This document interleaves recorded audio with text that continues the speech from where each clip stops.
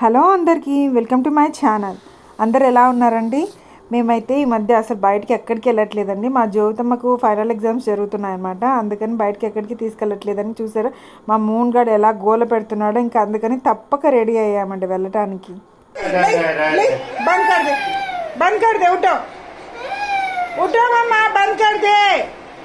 అదే చేస్తుంది మమ్మీ, అదే చేస్తుంది. ఓ బంద్ కర్,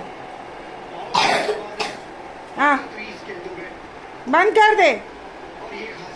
1 2 3 बंद कर दे.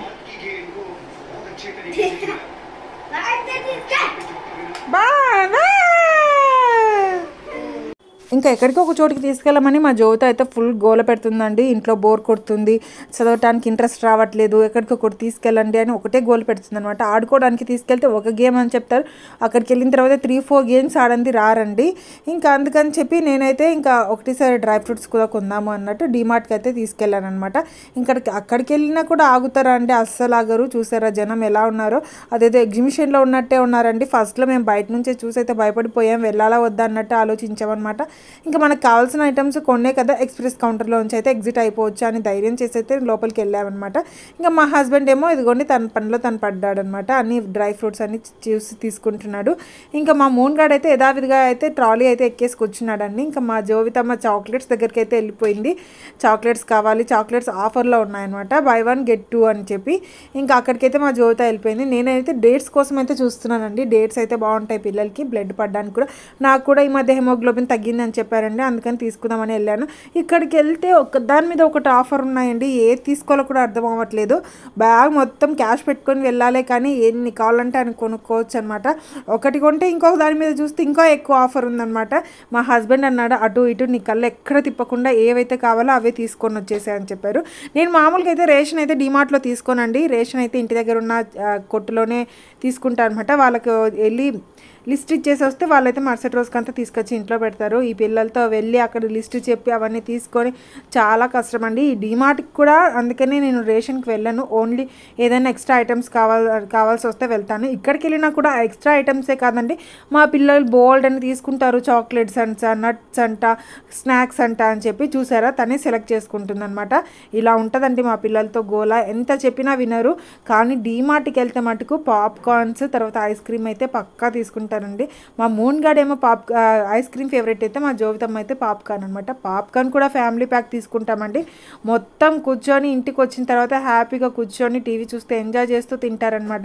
ఈ కాలం పిల్లల్ని అస్సలు చెప్పడానికి లేదండి. నేనైతే చెప్తున్నాను కదా, షాపింగ్ మాల్ కానీ డీమార్ట్ కానీ మ్యారేజ్ అయిన తర్వాతే చూసానండి. అంతకుముందు ఎక్కడ చూడలేదనమాట. ఉన్నింది హైదరాబాద్లోనే, చేసింది జాబ్ అయితే ఎయిర్పోర్ట్లోనే, కానీ నేను సిటీకి వెళ్ళడం చాలా తక్కువ అనమాట. కాబట్టి ఎక్కడ చూడలేదు నేను. ఇక్కడికి వచ్చిన తర్వాత ఇదిగోండి ఈ సిటీలో ఇక్కడ అన్ని మా హస్బెండ్ తిప్పారనమాట, ఇవి ఇలా ఉంటాయని చెప్పి. కానీ మా పిల్లలకైతే ఇప్పుడు నుంచి అన్నీ అండి. ఈ బుడ్డ చూసారా, దానంత బరువు లేదు కానీ ఆ బాటిల్ని అయితే ఎత్తి పట్టుకుంటుంది. చూసారా కౌంటర్స్లో ఎలా ఉన్నారో, ఫుల్ అంటే ఫుల్ ఉన్నారండి. నేనైతే మా హస్బెండ్కి ట్రాలీ ఇచ్చేసి నువ్వైతే పే చేసి తీసుకొచ్చేసుకొని, నేను మా పిల్లలు అయితే బయటకు వెళ్ళి వెయిట్ చేసామన్నమాట. ఇంకా మా హస్బెండ్ మొత్తం ట్రాలీ పట్టుకొని ఉండి పే చేసుకొని వచ్చారనమాట. కానీ ఇక్కడ 2 డీమార్ట్స్ ఉండేవండి రాజ్కోట్లో. ఒక డీమార్ట్ అయితే క్లోజ్ అయిపోయింది. ఇంకా ఉండేది ఒకటే డీమార్ట్ కాబట్టి ఫుల్ అంటే ఫుల్ రష్గా ఉంటుందండి, మామూలుగా ఉండదు. మిడిల్ క్లాస్ నుంచి అందరూ వస్తారనమాట ఇక్కడ. ఇంకా మా మూన్ గారు చూసారు ఎంత చక్కగా ఆడుకుంటున్నాడో.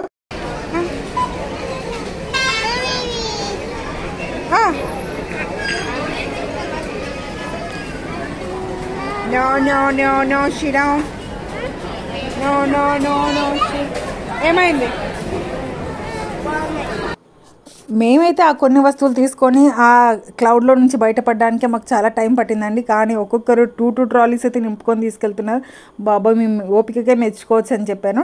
నేను ఎప్పుడు మా హస్బెండ్కి చెప్తా ఉంటాను, నువ్వు కార్డు ఇచ్చేసేలు నేను వెళ్ళి తెచ్చుకుంటాను అని చెప్పి. కానీ మా హస్బెండ్ ఒప్పుకోరనమాట, నువ్వు పిల్లలతో చాలా కష్టపడతావు వద్దు అని చెప్పి. ఇంకా బయటికి రాగానే ఐస్ క్రీమ్ అయితే కరిగిపోతుందని తీసి ఇచ్చేసానండి.